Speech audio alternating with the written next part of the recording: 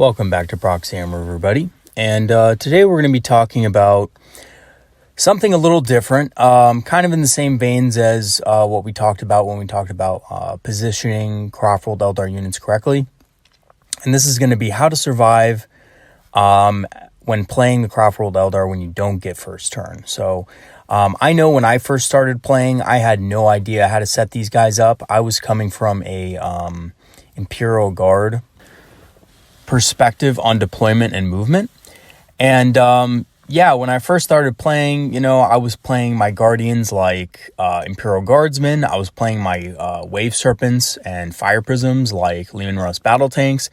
I wasn't using the most out of my movement, and I definitely wasn't using the most out of any kind of line of sight blocking terrain and so forth. Now, of course, this was way back in 3rd edition, but the same rules apply now when playing Eldar. And actually, if you look back at the 3rd edition rules, I know it's a long time ago, but a lot of the rules on terrain are actually quite similar. And in this edition, shooting through terrain gives you penalties to hit, right? Like dense terrain gives you a penalty, -1 to hit.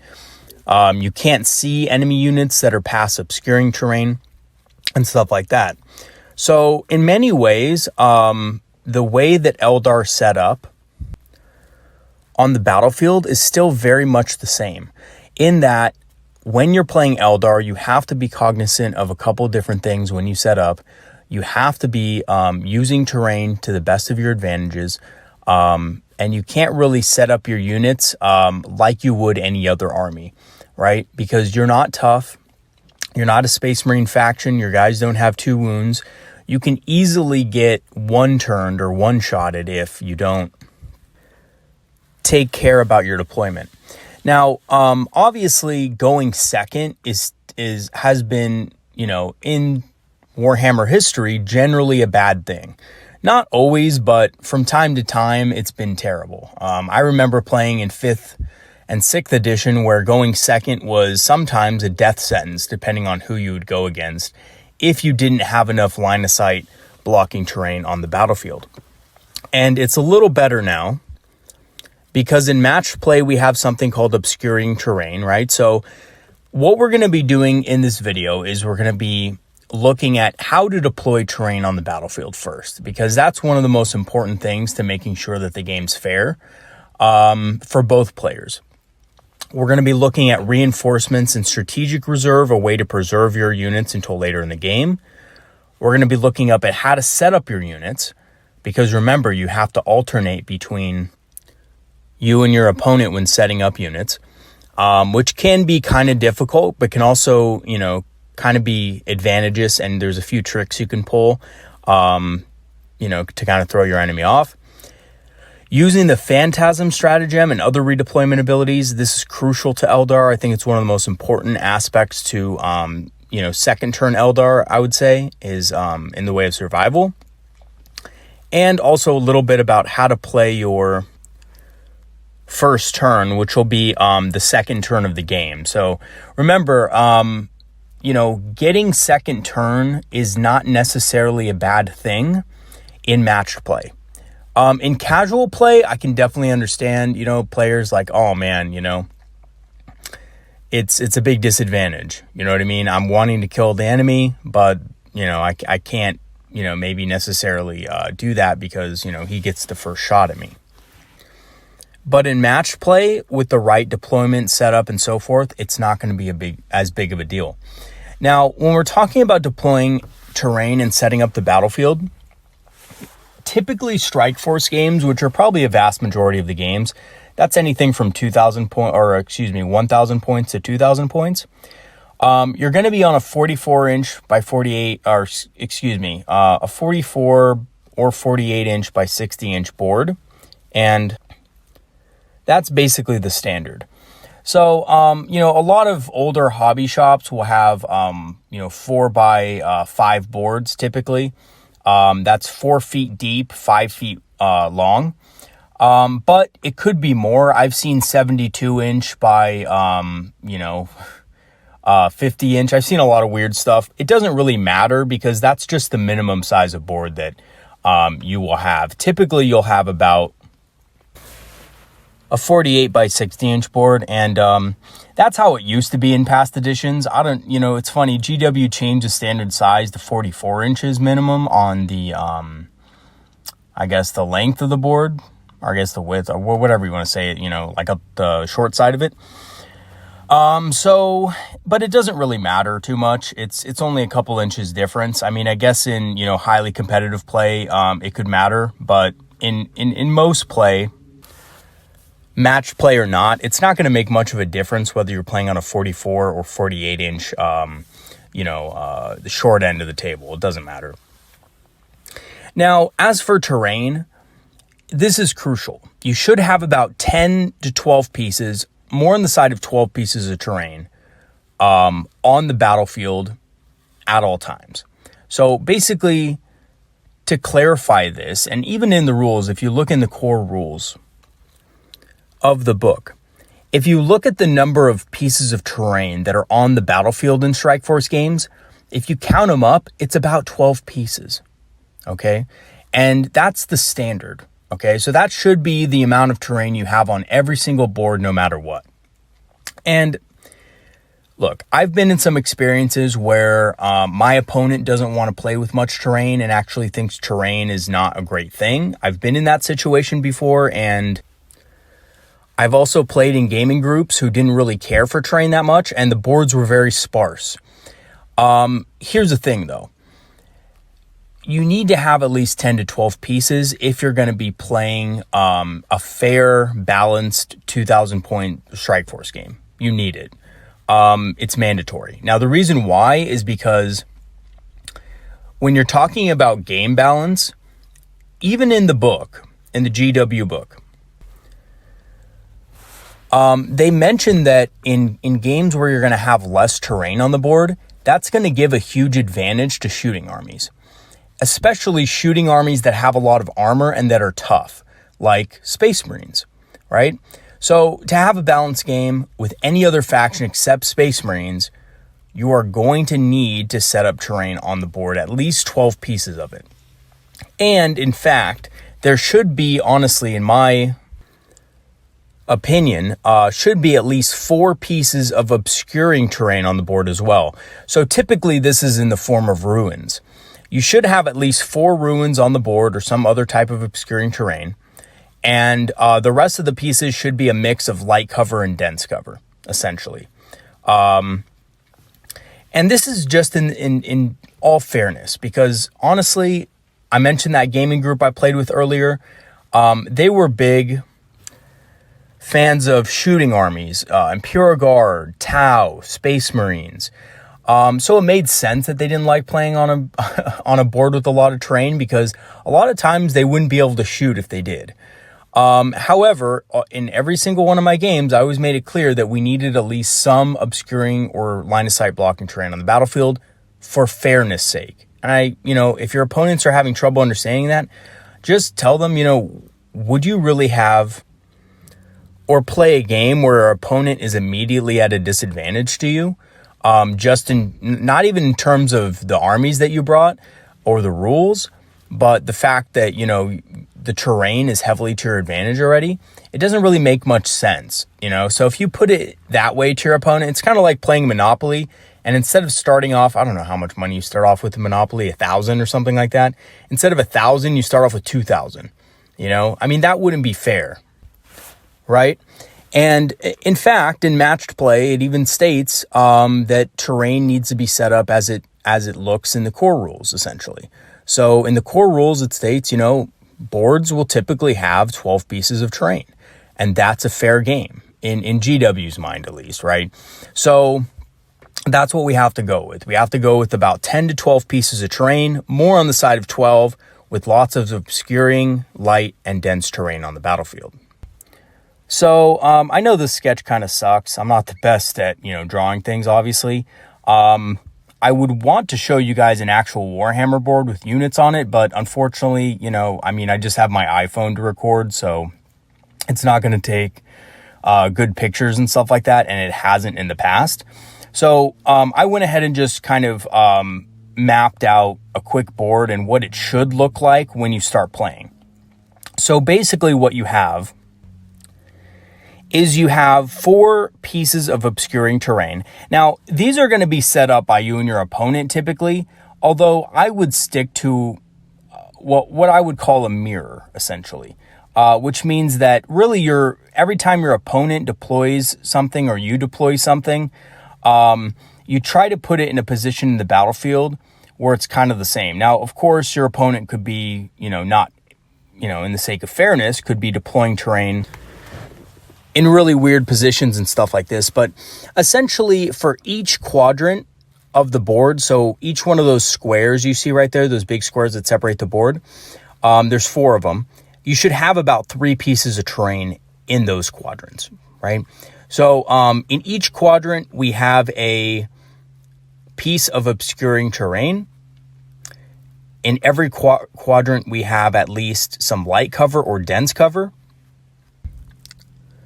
And even in the middle of the board, we have a piece of terrain as well. Some light cover, in fact. So craters are light cover, woods are dense cover, ruins are obscuring terrain and dense cover, and then industrial structures, I believe, are light cover. So, and they have different rules as well, but this is the optimal amount of terrain for a fair and balanced game in 40K. And when you guys are setting up, obviously you don't have to set up exactly like this, but you should make sure the obscuring terrain can actually be used to be obscuring. So sometimes what I've had happen in the past was when me and my opponent were deploying terrain, I would deploy a piece of obscuring terrain in a place that, well, it could actually be used to benefit my troops, and also his troops. And my opponents would often put the piece of obscuring terrain or line of sight blocking terrain way in a corner where it can't affect anybody. This is not really a fair way to play, although as long as you and your opponent are setting up terrain in an equal level, like for example, you get 6 pieces of terrain and he gets 6 pieces of terrain, then you can still set it up on your side of the board so that you can have a fair game. And he may set the ruins or whatever way off in the corner or whatever, but I mean, at that point, it's just, it's just a case of they're trying to get a terrain advantage on you from the start. And that's okay. Sometimes you have to play with that. So unless you're with a pretty cool gaming group who agrees that you should deploy terrain in a fair way, you might have to deal with some of those issues. And yes, that might affect your gameplay. I remember when, way back in the day in 5th edition and 4th edition, when I was starting to pick up Dark Eldar, I had a really hard time getting people to deploy terrain in a way that was correct. And often people would just try to deploy at the least amount of terrain possible so that I'd be at a disadvantage. That happens. So unless you're in a gaming group that agrees on proper terrain setup, something like this, what you see here, you may have to deal with that. But the most fair way to do it in that case is to say, well, I want half of the pieces of terrain. We need 12 pieces, and I'm going to deploy half. So when you deploy your half, a good thing to do would be to deploy the ruins in a way where they're kind of like halfway on the board. So what that means is, or halfway in your deployment zone. So you see here where the ruin right there is kind of halfway between your deployment zone, which is that dotted line right there, that dash, and the middle of the board. This is important because it'll allow you to hide units behind it, but also be in range of objectives when you need to move to objectives to capture them or contest them. So what I would do is I would put 1 ruin, big piece of obscuring terrain, obviously not on the objective, but near the objective, and your deployment zone. So kind of deploying it a little bit like that to make sure that your guys have obscuring cover.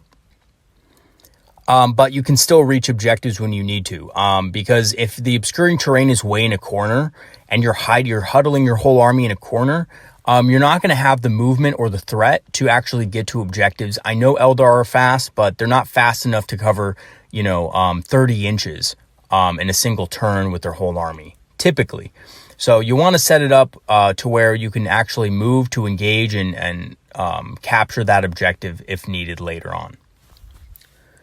Okay, so then the next thing is talking about reinforcements and strategic reserves. So up to half or 50% of your army and total points can be placed as reinforcements to arrive later in the game, as specified in the core rules and the match play rules.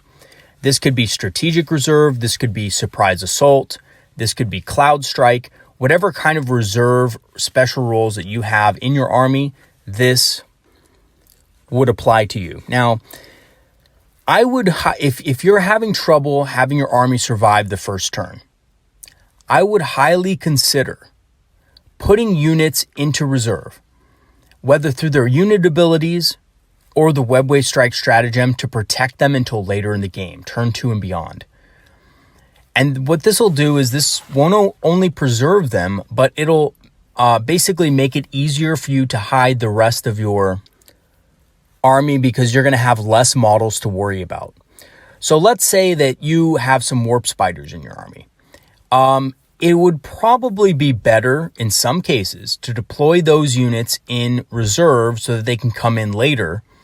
So that, your wave serpents and your other units like your support weapons and your jet bikes and things like that have room to deploy behind line of sight blocking terrain or obscuring terrain.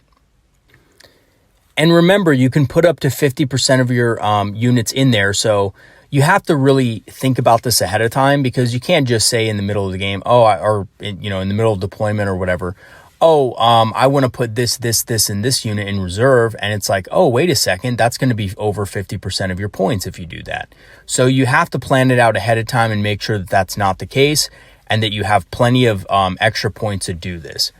So it has to be calculated in a way.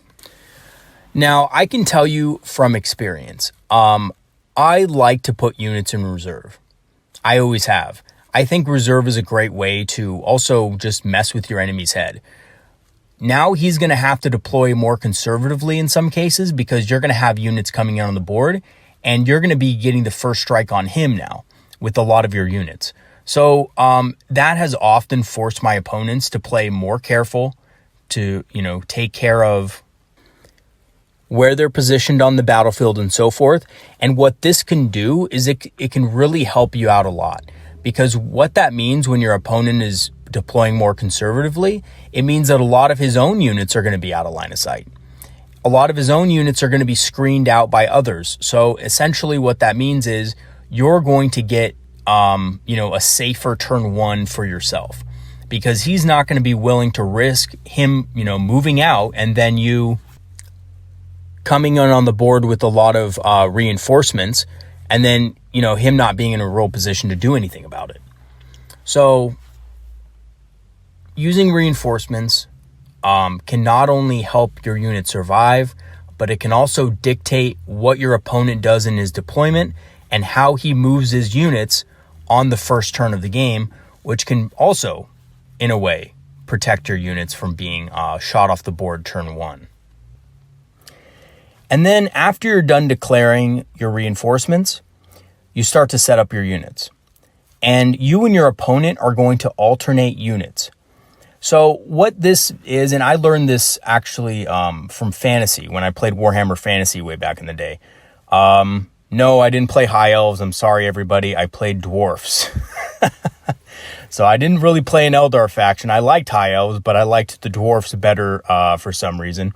And I actually learned a lot from Dwarfs. I learned that you could not take for granted deployment. You had to be very careful. So if your opponent deployed something, you weren't going to move a lot that game typically because you were Dwarfs. So you had to make sure that you were deployed correctly.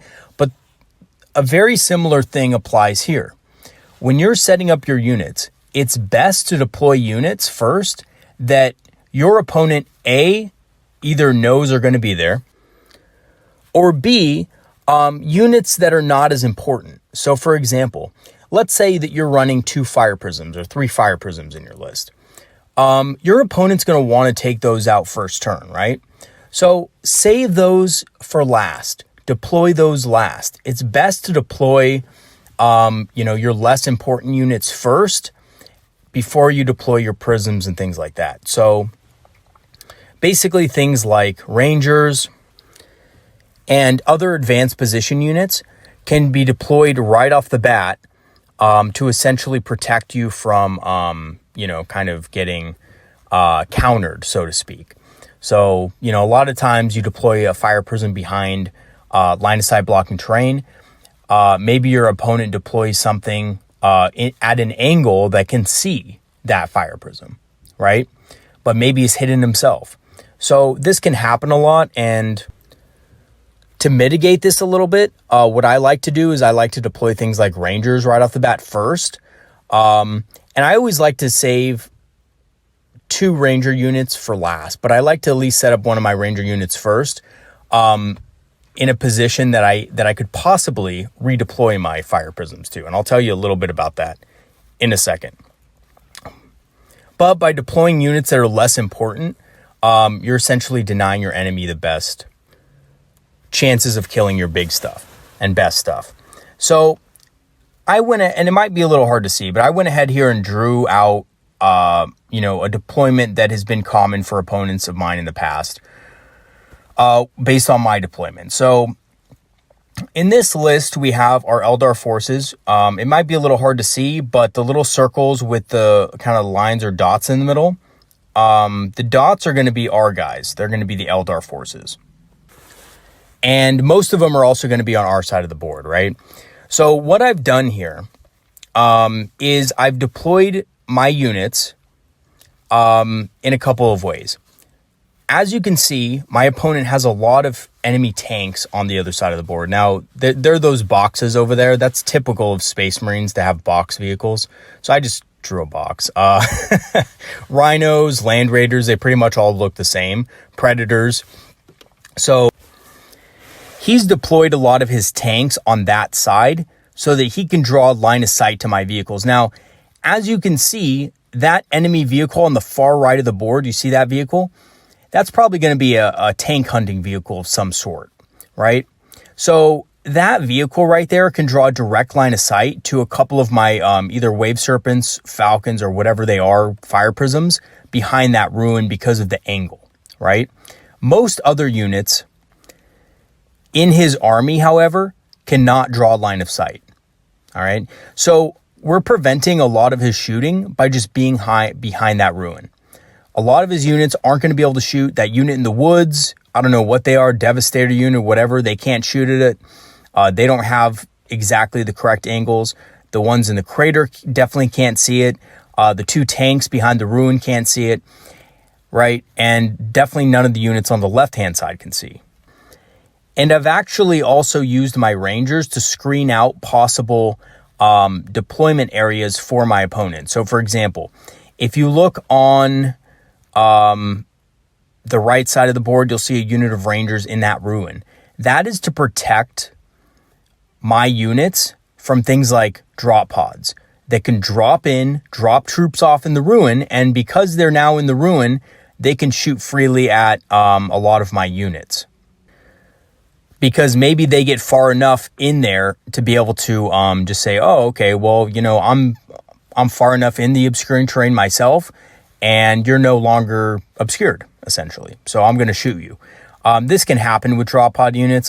In my local gaming group, it may not be the ultimate of competitive things, but some of them like to use a couple of drop pods for drop pod assault, which is the first turn. They drop down with the drop pod and they unload. Basically, what was Stern Guard veterans. Stern Guard veterans have really a lot of access to special weapons, and they like to just melt things with that. So a lot of armies have abilities like this, so even if you're out of line of sight, you may not be completely protected by everything. So using your Rangers to screen out enemy reinforcements, and again, I could go on forever about the different units that can come down that are anti-tank, that could definitely kill you turn one from all the Space Marine armies, but I mean, I won't go into it that much, but just keep in mind that you do have to deploy units in a way in which they can be screened.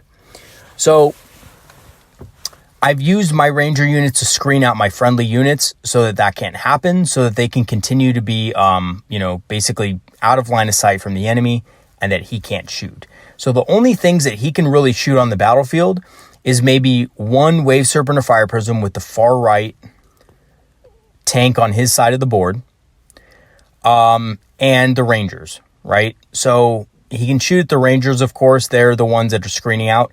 Rangers are a good unit to screen.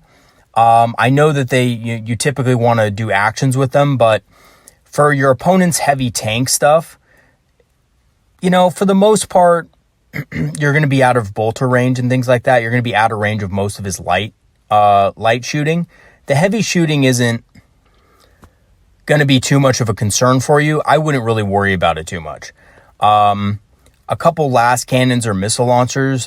Missile launchers can be a different story because they have the blast variant, but typically it's not that big of a deal. Your Rangers can definitely absorb some of that firepower, and Rangers aren't really a unit that's designed to do damage anyway. They're designed to do action. So even if you have a couple Rangers left, you can hide them and start doing actions with them.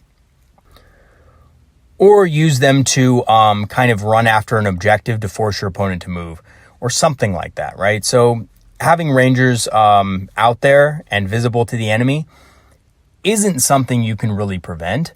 So honestly, most times you're not going to be hiding all your Rangers behind a piece of obscuring terrain, because to be honest, they just don't need to be. I would use their advanced positions to your advantage to screen out enemy reinforcements and be near objectives so that you can score points on them later on.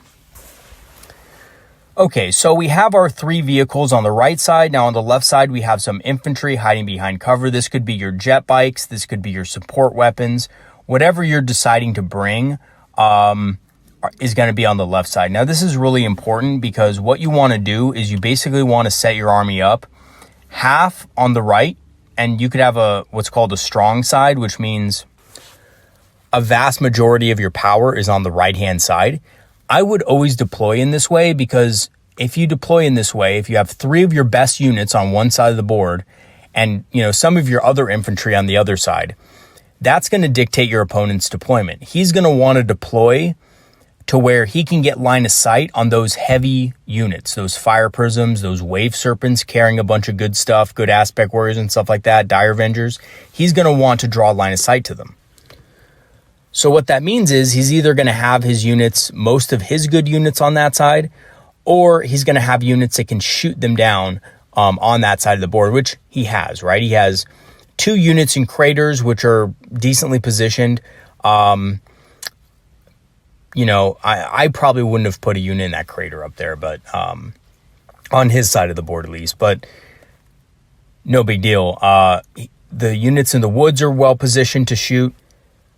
Basically anything that comes outside of that crater, or that ruin, on my side. And he has a tank that can draw a line of sight to some of my vehicles.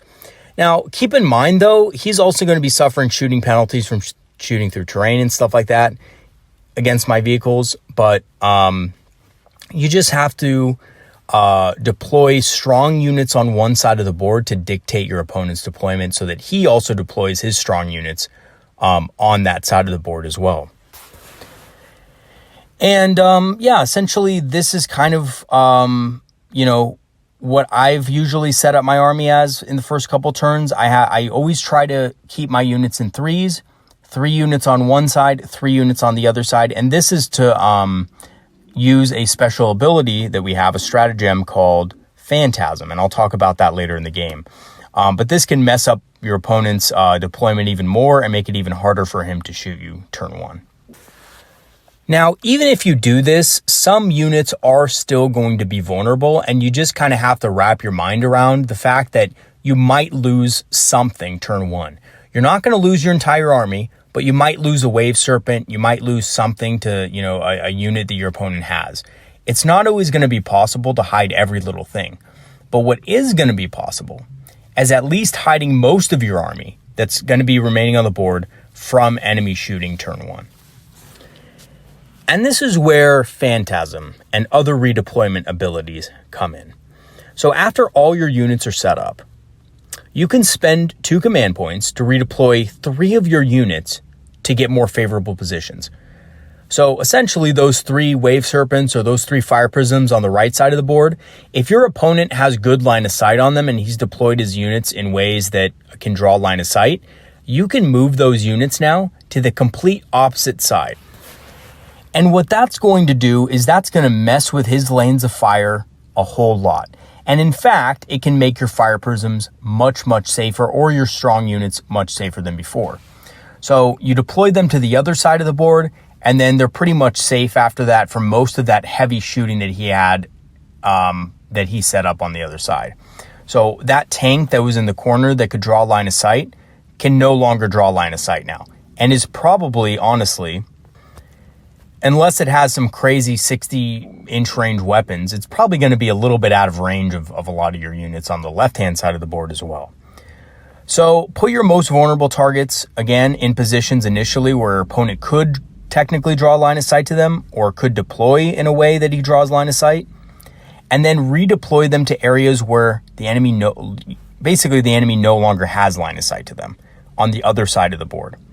Not only will this protect your units, but as a special bonus, it's going to make his units out of position, more vulnerable, and honestly, in a lot of cases, less able to deal with your army later on in the game, because they're going to have to move positions. They're going to be a lot less favorable than they were before.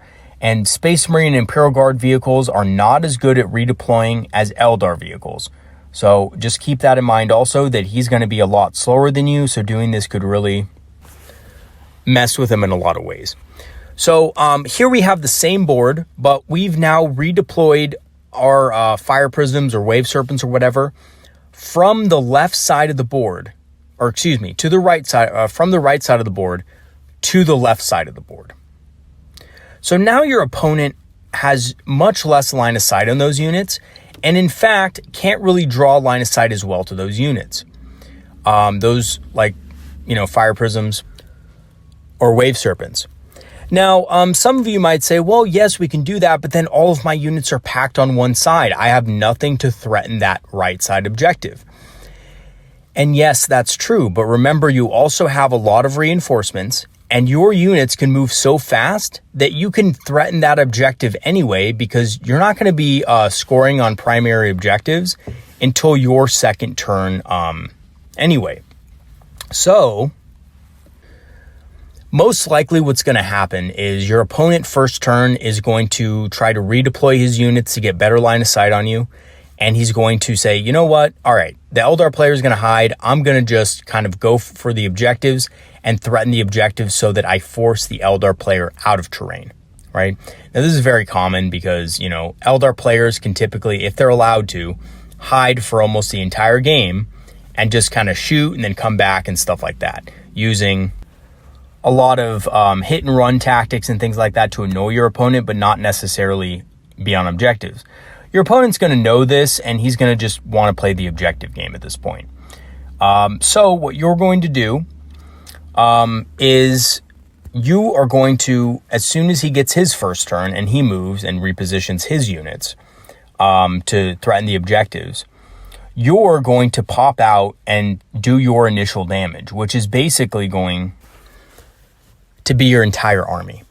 Okay? So if we look at the board, after redeployment, your opponent's going to have a really hard time now drawing line of sight to your units.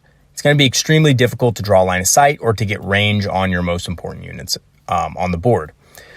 So what options is he or she left with, right? Well, they kind of have to go for the objectives at this point. If they just stay there, then they're just letting you score on things like scout the enemy and stuff like that, and they're not threatening the objectives. So essentially, they're going to be at a disadvantage if they don't do something. Oftentimes, what players will do is they will get in range of objectives, because you can start scoring on turn 2. So most likely what's going to happen is they're going to move up the rhinos, they're going to dump out the Marines on objectives and try to hold down those objectives, and you'll be forced to move to them. And at this point in the game, you have successfully survived the first turn.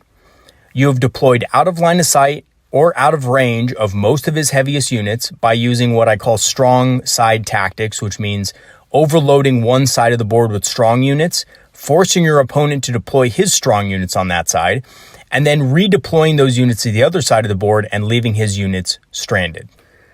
You've also utilized obscuring terrain to the best of your ability by hiding your units behind it, even if it seems a little crowded. That's okay. As long as your enemy can't shoot you, you have the mobility to escape that. Armies like Space Marines, Imperial Guard, Necrons, they cannot do this because they're typically very slow. Now, Necrons do have a little bit of, tricks for redeployment, but it's not a lot. They do have things like monoliths and other units that can transport, their troops around the battlefield. But for the most part, your Space Marine and Imperial Guard players aren't going to have a lot to just redeploy their entire army, right? They're not going to have the option for this, really. So what does this mean for you? This means that you're going to be safe, for the most part, from enemy shooting during the first turn. Now, you're going second, so that means that your opponent has to be the one to start scoring points when his second turn comes around. So again, that means he's going to have to move towards the objectives. He's not going to be able to just sit there and shoot in the backfield, because then he's giving the objective advantage to you. Because again, you have the speed and the movement to be able to actually take the objectives and hold them much faster. Plus, you have rangers that are in range to typically threaten those objectives as well. So overall, what you've done by, again, both using obscuring terrain and redeployment abilities and putting some of your units in reinforcements, again, to make your opponent think a little bit harder about where he's deploying his own units, you've mitigated the amount of damage your opponent could potentially do to you turn one. And in most cases, in most games I've had, I haven't really lost much in the first couple turns. And that's because by using Phantasm and obscuring terrain, most armies can't see you with the vast majority of their shooting. And honestly, since the changes to indirect fire, giving -1 to hit, or well, I should say one worse ballistic skill, and +1 armor, my vehicles have had no trouble surviving any kind of indirect fire that comes from a Space Marine army, or any army for that matter, with the exception of the Imperial Guard, because they don't actually suffer from that indirect fire penalty. But even against Imperial Guard, there are ways of mitigating this. So for example, I told you guys that we're going to use Phantasm to redeploy those 3 units to the other side of the board. But there's another thing you can do with Phantasm, which is redeploy your units into strategic reserve. And this will not count for the maximum number of units that you can actually have in reserve, as per the rule Phantasm. So what that means is that your units are now in reserve safely, and yes, you'll probably lose your infantry. I think against Imperial Guard, it's a little bit different, because if they have a lot of indirect fire, and you look at their army, and their whole army is, made up of wyverns and basilisks, they have basically an artillery company, I'm sorry, but you're not going to survive, okay?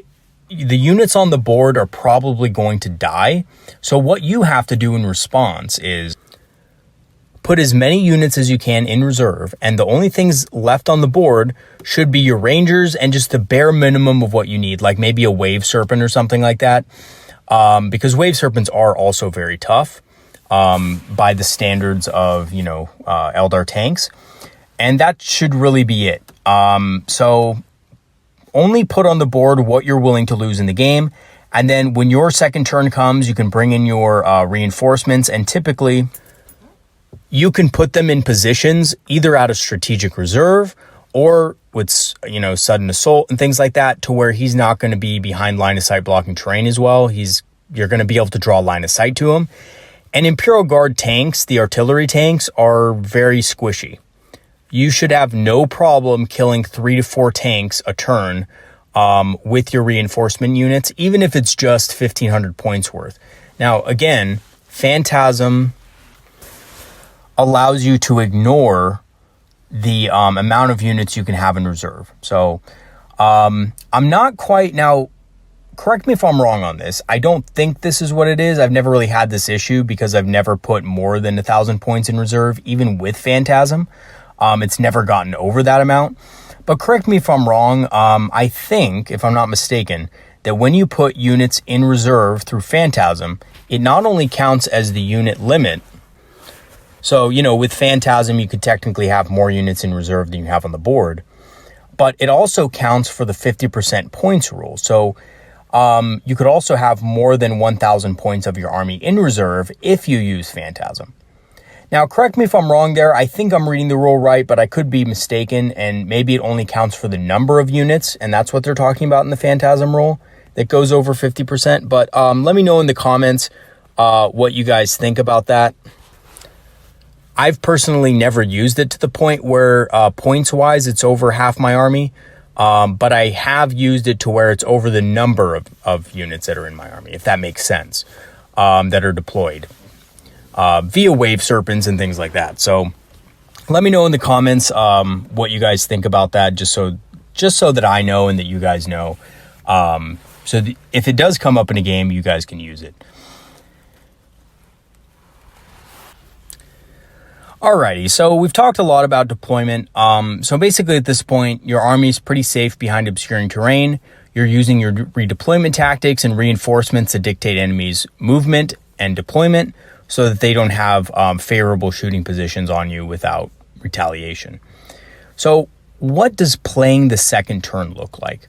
Because a lot of times, if you're not careful, the opponent's second turn can look a lot like his first turn if you overcommit your units on your second or your first turn.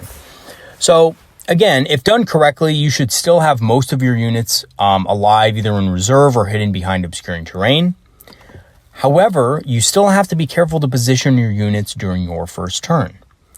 You have to be able to threaten enemy objectives, but also stay partially hidden as well until your reinforcements come in. Remember, it's your first turn. It's not the second battle round yet. So your reinforcements are not going to be able to come in yet for the most part, except if you're running Falcons.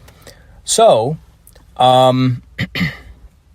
what you want to do is you want to, again, use abilities and stratagems to keep your units out of line of sight and only reveal yourself to prevent objective loss.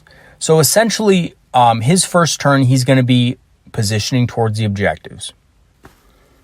But your opponent is still going to be careful not to put his whole army out there for you to shoot, right? So, again, he's going to be moving towards the objectives. Only reveal units that you have to prevent from him threatening the objectives and to prevent objective loss. Remember, Eldar have a high amount of speed. They're able to kind of attack very easily, kind of all across the board because they're very fast. So I wouldn't worry too much about getting as close to objectives as possible during your first turn, which is the second turn of the game. I would only really consider kind of moving into better positions to be ready to take objectives when you need to, but you don't need to get too close to them. Your enemy having the first turn, it's on him to be able to start capturing objectives first. Wait until that happens before you make your move. So I went ahead here and drew possible enemy movements. This is kind of akin to what I've seen opponents do when I use Phantasm or any redeployment. Basically, excuse my language, but they haul ass to the other side of the board. So they've realized now that if they stay on that side, they're going to be an extreme disadvantage in terms of, objective control. They're going to lose their whole left flank, and you're going to have most of the control of the board on your own side, on the middle, as well as your opponent's deployment zone. So he's going to move units basically to the left-hand side of the board. We see here that he's moving two vehicles, actually three vehicles, all three of his vehicles, two of them behind the ruins and one of them behind that ruin over there. And he's also moving his other vehicle out as well to position himself so that he can take the objectives next turn with his rhinos or whatever he has. He's also going to start moving his infantry units up so that they can be in range to shoot whatever gets on your objectives. So he's going to move them to the edge of the ruins so that he can be in range to not only shoot your units if they decide to come on it, but also move on to the objectives so that he can capture them if you decide not to move. So essentially what's going to happen here is on the right-hand side of the board, you're probably going to end up losing that in a lot of ways. And that's okay. You don't need to have every objective captured at every point in the game. At some point later on in the game, you can worry about that objective, or you could use things to contest that objective. Things like your rangers, stuff like that. But on the left-hand side of the board, it's a much different story. You now have total control over this side. Most of your units are on the left-hand side. He doesn't really have a lot of units on his side, and he's going to have a much harder time taking that side away from you because you have a favorable position now.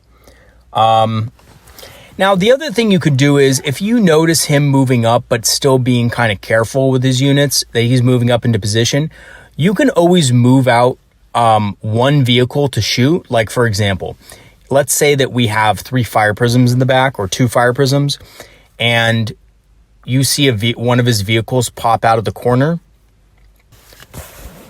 like you see on the top left.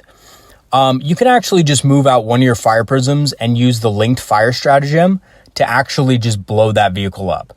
So there's ways that you could kind of mitigate the amount of access your opponent has to your forces, even after his and your first turn. So there's ways to do that. And then, of course, with that same fire prism, you could use the fire and fade stratagem to move your fire prism right back in terrain out of line of sight. So again, there's different ways you can do damage with your Eldar, Craftworld Eldar, and still be kind of more conservative until your opponent makes his move on the objective.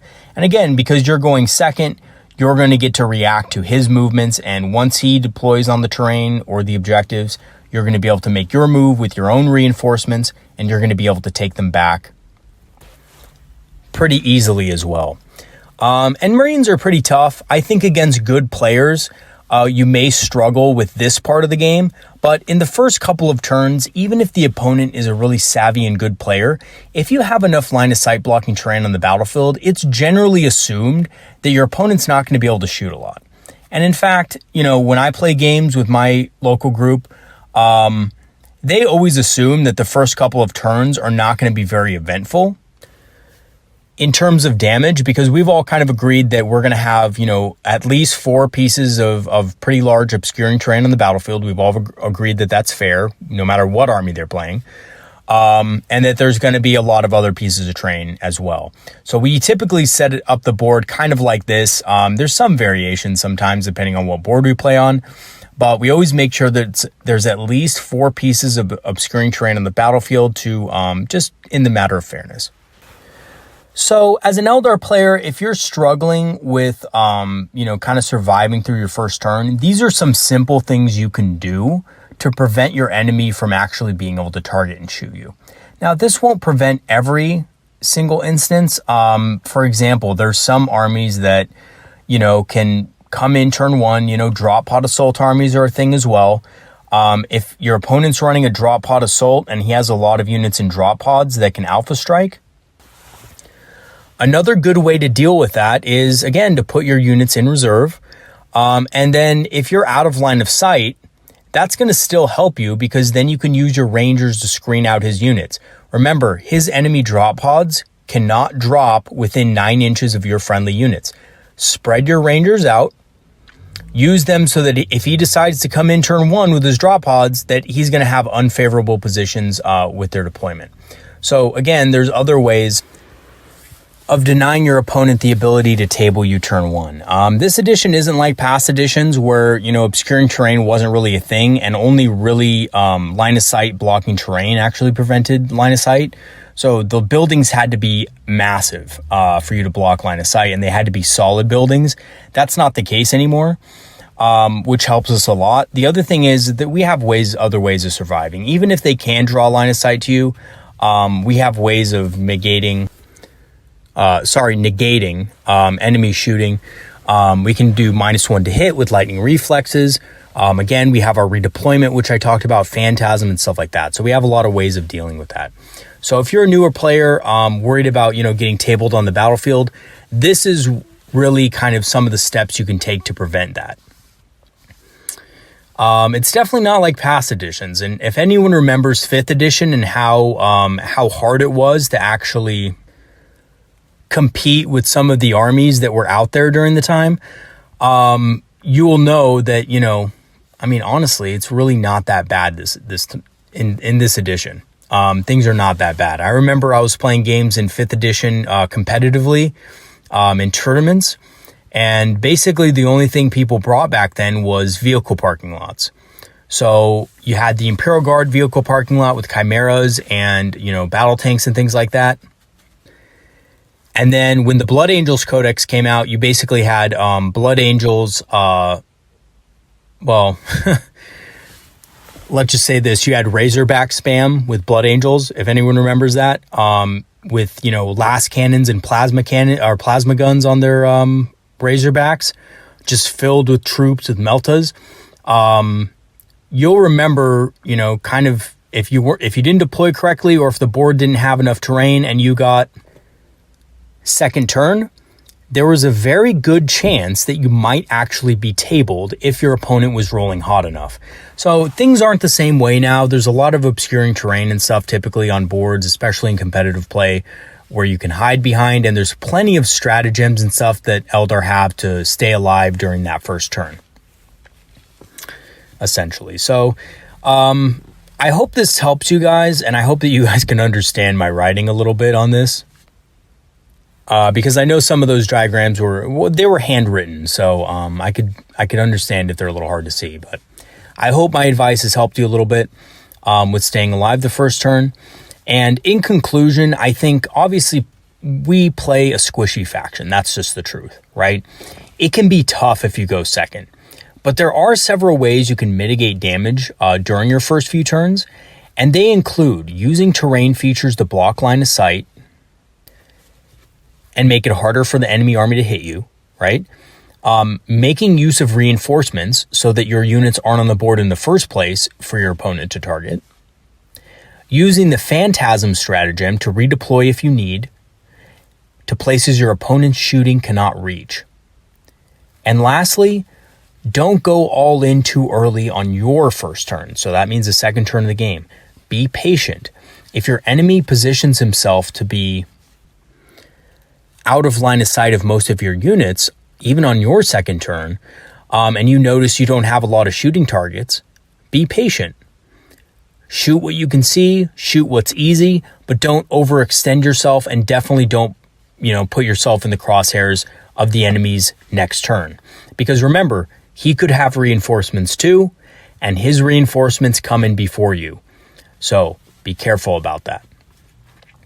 All right, everybody, that's it for today's video. I hope this helped you guys a little bit. I know that probably some of the images looked a little bit, you know, they're hand drawn, so a lot of them, they don't look exactly like a board, but you know, they're a little bit to scale, and I hope it did help you guys kind of understand how to deploy your units, what to use if you do go second, to kind of mitigate enemy damage and make it harder for your opponent to basically one-shot you.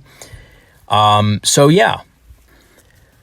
Let me know in the comments what you guys think, or if you have any tips or tactics or strategies that you want to share. Maybe some more experienced Eldar players that want to help out some newer Eldar players. Leave a comment in the comment section, and if you want to add anything to this, or if you just want to leave a general comment.